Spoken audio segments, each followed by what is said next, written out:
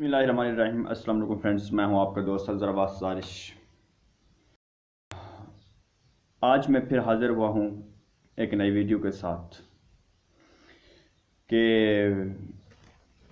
उजड़े लोगों के मुंह का गिला हूं मैं, उजड़े लोगों के मुंह का गिला हूं मैं, किसी डूबी हुई कश्ती की सदा हूं मैं। उजड़े लोगों के मुंह का गिला हूं मैं, किसी डूबी हुई कश्ती की सदा हूँ मैं। हैरान हुआ मैं मक्तल गाह में सुन के ज़ारिश, हर शख्स कह रहा था कि बादशाह हूँ मैं। जी तो फ्रेंड्स, थोड़ी सी अपडेट्स। और कल प्राइम मिनिस्टर साहब ने एक तकरीर भी की जिसमें उन्होंने जो बात की है, लेकिन उससे पहले मैं आपको अपडेट्स ये भी बताता चलूँ कि गवर्नमेंट और टीएलपी के दरमियान मुज़ाकरात का जो तीसरा रोज़ था वो कामयाब रहा है, और तीसरा जो राउंड था उनका वो कामयाब हो चुका है। और ये एक खुशी की खबर। और उसके साथ साथ आज 20 अप्रैल जो कि काफ़ी अहमियत का हामिल है, ये दो अपडेट्स थी जो बतानी थी। अब फ्रेंड्स, जो कल पीएम साहब ने एक बात की जिनमें से एक दो ऐसा नुक्ता था जो मैं समझता हूँ कि काबिल ज़िक्र है। उन्होंने कहा कि हम फ्रांस के सफ़ीर को निकालने का जो मसला है वो इस मसले का हल नहीं है, क्योंकि किसी और का मसला कहीं मसला हो और हम उसको अपने मुल्क में लेके बैठ जाएं तो ये गलती कहीं हो तो हम उसको अपने मुल्क में लेके बैठें तो ये हमारे लिए जो है ना काबिल बर्दाश्त नहीं है। तो ये मसला, इसका सलूशन ये नहीं है। दूसरा, उन्होंने ये भी कहा कि अगर कोई इस्लामी ममालिक 50 ममालिक इकट्ठे होते हैं तो उसको मैं लीड करूँगा, और हम उसको लीड करते हुए क्या करेंगे कि बाकी दुनिया को बताएंगे और एक मुत्तहिद बन के दिखाएंगे। और उन्होंने ये भी कहा था कल के एक बयान उनके प्रेस में कि हम एक मुहिम चलाएंगे जिसमें गुस्ताखान रसूल, अगर कोई गुस्ताखी करेगा तो वो एक बार ज़रूर डरेगा। अब सबसे पहली बात यह है कि अगर फ्रांस को सफ़ीर को निकालना इस मसले का हल नहीं है तो पूछा ये जाना चाहिए कि अगर मसले का ये हल नहीं था तो उस वक्त ये मुआहदा क्यों किया गया। आपने दौड़ के वो मुआहदा तो कर लिया नुरुल हक कदरी साहब और दीगर दोस्तों ने। तो ये एक समझ से बाहर बात है, अगर ये मसले का हल नहीं था तो उस वक्त मुआहदा क्यों किया गया था। और अब ये दूसरी बात कि 50 ममालिक इकट्ठे हों तो इसका हल हो सकता है।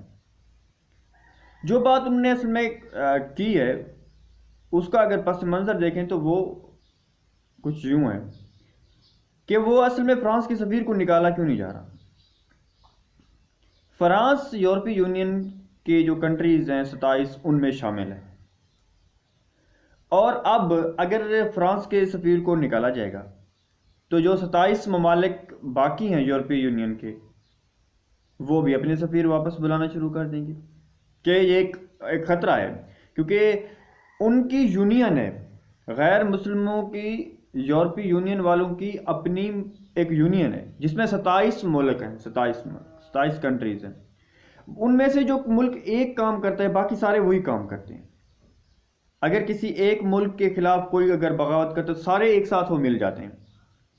मतलब ये कि अगर कोई फ्रांस के खिलाफ बात करता है तो वो बाकी 27 उनके साथ मिल जाते हैं। तो अब ये ख़तरा है कि अगर फ्रांस के सफ़ीर को निकाला गया तो वो बाकी 27 ममालिक के अगर सफ़ीर वापस बुलाने लगे तो ये एक ख़तरा है जो कि बहुत ज़्यादा नुकसानदेह साबित हो सकता है। दूसरी बात ये कि पाकिस्तान के जो मुसलमान हैं, तकरीबन वहाँ पर मुसलमान की जो तादाद है फ्रांस के अंदर जो मुसलमान रह रहे हैं वो 1 लाख से भी ज़्यादा है, और वो वहाँ पर कमा रहे हैं, मेहनत मजदूरी कर रहे हैं, मुख्तलिफ अपनी जॉब्स पर हैं वो लोग। तो अब जब आप फ्रांस के सफ़ीर को निकालते हो तो डेफिनेटली उन लोगों ने वहाँ से उनको बदर कर देना है। तो वो जो 1 लाख से ज़्यादा लोग हैं उनको एडजस्ट कहाँ करेंगे आप, ये मसला था। दूसरा ये है कि वो तो एक फ्रांस के अंदर हैं, तकरीबन जो ममालिक यूरोपीय यूनियन के तकरीबन एक اندازاً اگر وہ لوگ اپنے ممالک سے مسلمانوں کو بدر کر دیں تو جو ان کا انکم جو آ رہی ہے پاکستان کے اندر وہ تقریباً $2 ملین ہے، اور $2 ملین سے بھی زیادہ ہے، وہ آنا بند ہو جائیں گے آپ کے۔ ایک مسئلہ نہیں، اب ان کے درمیان میں ایک اتحاد ہے، وہ فرانس ایک اکیلا نہیں کھڑا کہ اب فرانس کے ساتھ آپ ایک سفیر کو نکال دیں گے بس ٹھیک ہے بات ختم ہو گئی، ایسی نہیں ہے بات۔ سوچنے والی بات یہ ہے کہ اگر فرانس کے سفیر کو نکالنا اتنا مسئلہ ہے، وجہ کیا ہے؟ ان کے درمیان یونٹی ہے، اتحاد ہے، ایک ہے ان لوگوں کا۔ آپ کے پاس ہے کوئی اتحاد؟ کل ایک سائبر حملہ ہوا ایران کے اوپر، کسی نے اس کا نوٹس لیا؟ کیوں لیں گے؟ جب آذربائیجان کے اوپر آرمینیا کے ساتھ لڑائی ہو رہی ہے تو ایران نے کسی کا ساتھ نہیں دیا۔ ایران نے کہا کوئی ایک بیان دے دیا وہ آذربائیجان کے، وہ تو آرمینیا کی طرف لچک دکھا رہا تھا۔ ایران اور کا یہ مسئلہ ہے، مسلمان اکٹھے کہاں ہوں گے؟ اگر مسلمان اکٹھے ہوں تو ہی کوئی مسئلے کا حل ہو۔ 50 ممالک تو دور، یہاں تو 10 نہیں اکٹھے ہو رہے۔ تو مسئلے کا حل یہ ہے کہ اگر آپ نے انٹرنیشنل فورم پر اگر اپنا سکہ منوانا ہے تو پھر آپ کو متحد ہونا پڑے گا، جو کہ اس وقت مسلم کمیونٹی کے اندر بہت زیادہ فقدان ہے جس چیز کا۔ اور وہی بات پرائم منسٹر صاحب بھی کہہ رہے تھے، تو اس بات کے بارے میں پہلے سوچا جانا چاہیے تھا۔ اب اگر اس سے کچھ سیکھتے ہیں حکمران اور مسلم کمیونٹی، اگر کچھ سیکھ پاتی ہے تو یہ ایک بہت بڑی اچیومنٹ ہوگی کہ کوئی وہ ایک مسلم بلاگ بنا سکتے ہیں۔ لیکن اگر یہ ایسا ہوا تو نہیں تو پھر وہی بات ہے، کبھی یہ فلسطین بنتا رہے گا، کبھی کشمیر بنتا رہے گا، کبھی ایسے آپ کے پاس خاکے آتے رہیں گے، کبھی ایسی گستاخیاں آتی رہیں گی۔ اب جس نے کیا ہے وہ تو سکون سے سوئے ہوئے ہیں، مر کون رہے ہیں؟ وہ غریب بیچارے دہاڑی دار جن کے پاس ڈیلی بیس پہ جو لوگ کام کرتے اور پھر کماتے تھے، راستے سیلیں، جو نبی کی شان میں گستاخی کا کبھی سوچ بھی نہیں سکتے تھے، پریشانی ان کے لیے، وہ واپس چلا گیا، نقصان کس کا ہو رہا ہے؟ تو یہ کچھ تجزیے اور کچھ تبصرے، اور خان صاحب کی جو یہ ڈیبیٹ تھی، جو یہ خطاب تھا، ان میں انہوں نے یہ بات کی، تو یہ بات کرنی بھی چاہیے تھی اور انہوں نے کی بھی۔ اور آپ دیکھتے ہیں کہ اس کے اوپر اگلا لائے عمل کیا ہوتا ہے، کہ کیا وہ کوئی مسلم بلاگ بنا پاتے ہیں، کیا وہ کوئی ایسا سسٹم لے کر آ سکتے ہیں کہ کوئی ایک اسلامک کنٹری کا وقار جو ہے، اسلامک گروپ سامنے آ جائے۔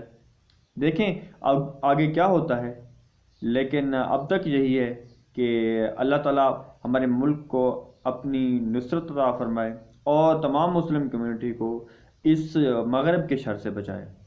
دوستو، میں ہر ویڈیو میں یہی کہتا ہوں، آج بھی وہی کہوں گا کہ اپنے ملک کے لیے دعا گو رہیں، اپنی مسلم کمیونٹی کے لیے ایک دعا گو رہیں کہ اللہ تعالیٰ ہم سب پر رحم فرمائے۔ دوستو، اگلی ویڈیو تک کے لیے دیجیے اجازت، آپ کا دوست